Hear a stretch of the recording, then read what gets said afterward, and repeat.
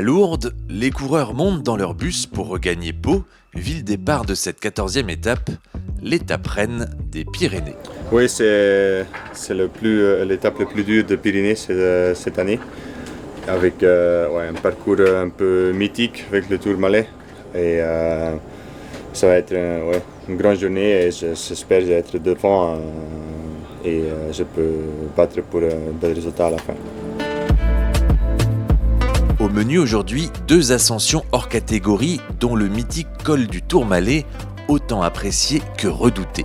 À Tourmalet, c'est la plus belle ascension pour moi en France. C'est un de mes premiers cols que j'ai monté. C'est un col que j'adore, c'est un col mythique, c'est Thibaut Pinot, c'est le vélo. On va dire que tous les cols se ressemblent, hein. Tous les cols dès que ça monte à un certain pourcentage c'est dur. Après c'est surtout au niveau de l'altitude en fait, donc il est très haut et puis il est situé en plein milieu de l'étape. Donc c'est plutôt ça qui va faire sa difficulté aujourd'hui, c'est qu'il y a une grande part de gestion pour pouvoir enchaîner justement les cols qui va suivre derrière aussi.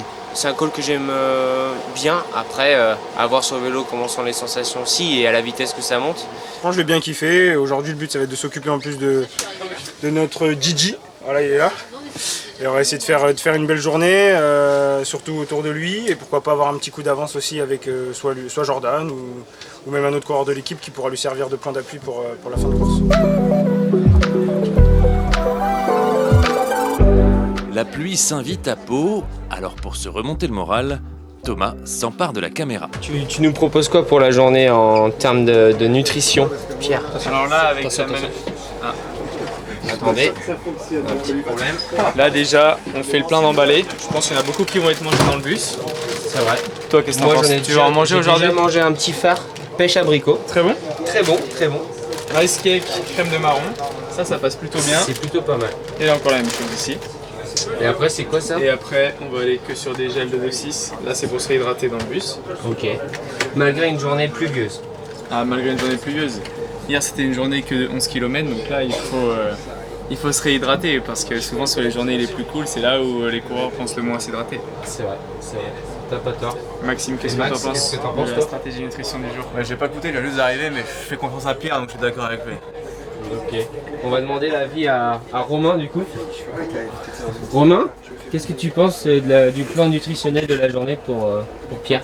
C'est génial, écoute, je fais parfaitement confiance au pôle nutrition qui est emmené par Pierre Pasquet. Donc voilà, je sais qu'il va mettre nos guerriers dans les meilleures conditions possibles. Bon ça prévoit une belle journée alors. Oh oui, très belle journée.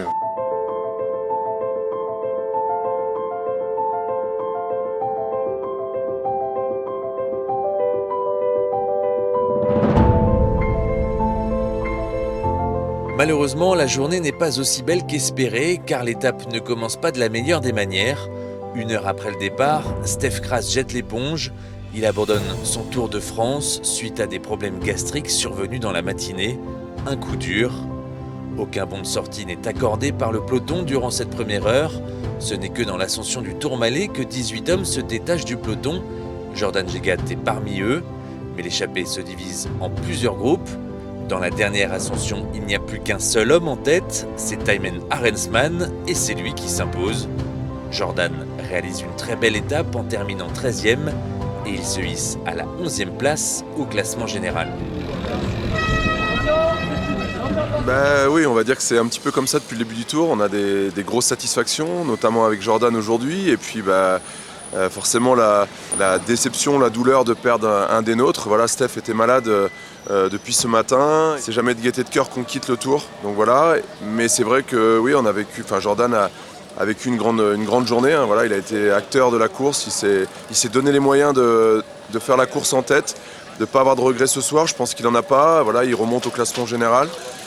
Donc voilà, on va rester à continuer à avancer comme ça, étape après étape, et être le plus ambitieux possible.